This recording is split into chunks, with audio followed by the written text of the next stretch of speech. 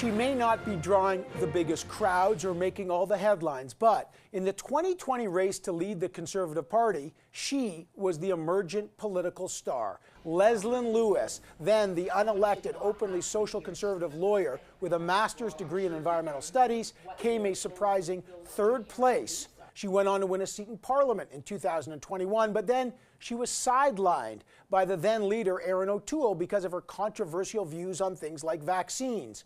But now, Mr. O'Toole is gone, and Leslyn Lewis is running to be leader again.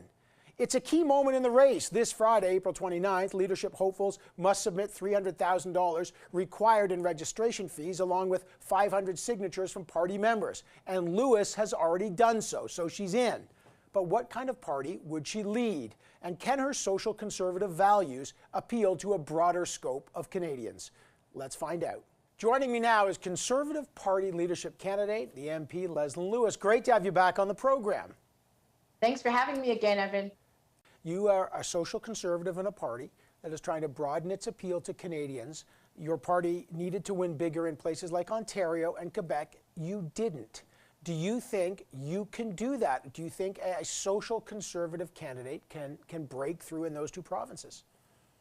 Well, Evan, I consider myself a conservative candidate. Yes, I have social conservative policies, but we're all conservatives. And by nature, if you look at large cities like the GTA, like large urban centers, you will see that a large number of people are from the immigrant population.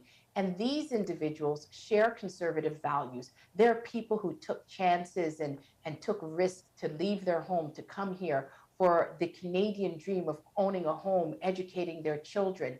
And they also have strong faith and family values, beliefs. And so they are a population that can be reached by our social conservative values. And I believe that if they see themselves within the party, they will gravitate towards the party. You know, Andrew Scheer was tripped up because of his views on issues like abortion. So let me get your view on abortion. Would you, if you were the Prime Minister, roll back abortion rights in Canada? Evan, the reason why I did so well last time is because I'm a unifier. I believe in building bridges.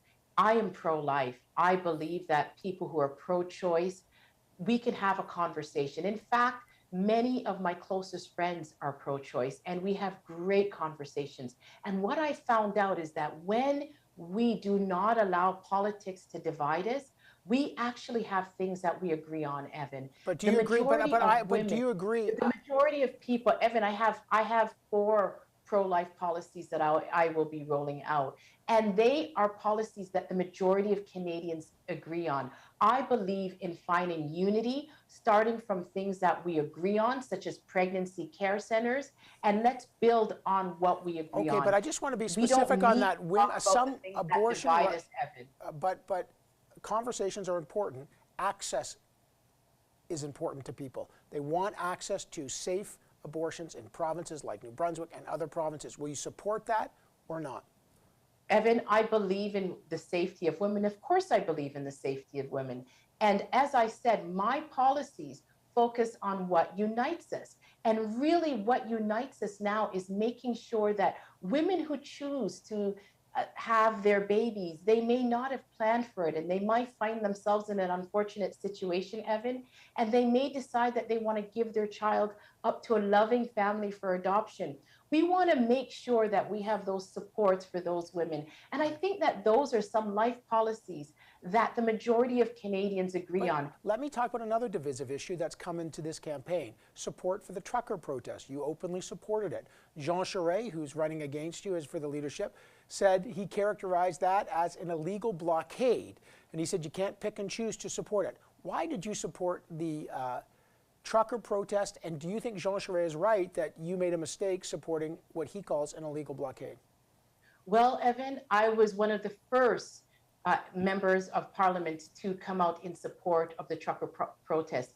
And I was the only one at the beginning in this race that did support the trucker protest when it was not popular to do so. Some came out after they announced for leadership, but I was the one who was the first to do that.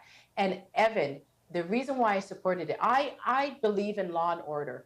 I do not support blocking critical infrastructures of any kind. But you But did. those But you did. infrastructures were cleared. But to be These fair, but individuals that's were what they in were front of doing. Parliament. They were in front of Parliament, Evan, and they wanted to speak to the people whom they elect to hear them.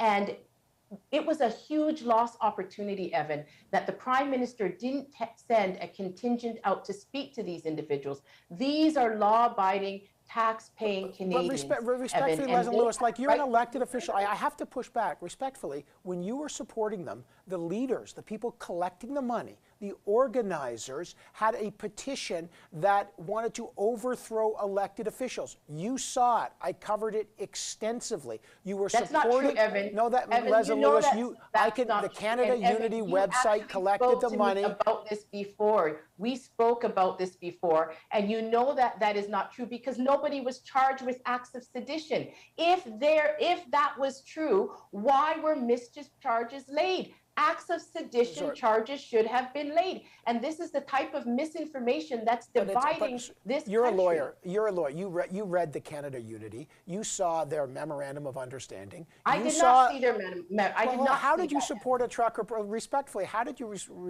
support a trucker protest that published on a website a memorandum of understanding? How would you support a group without reading their manifesto? I don't understand that. Evan, I support democracy. I support the people who were standing in front of Parliament and wanted the elected officials that they pay their salaries to listen to them. Some of these individuals came all the way from BC, and they should be heard because they are Canadians.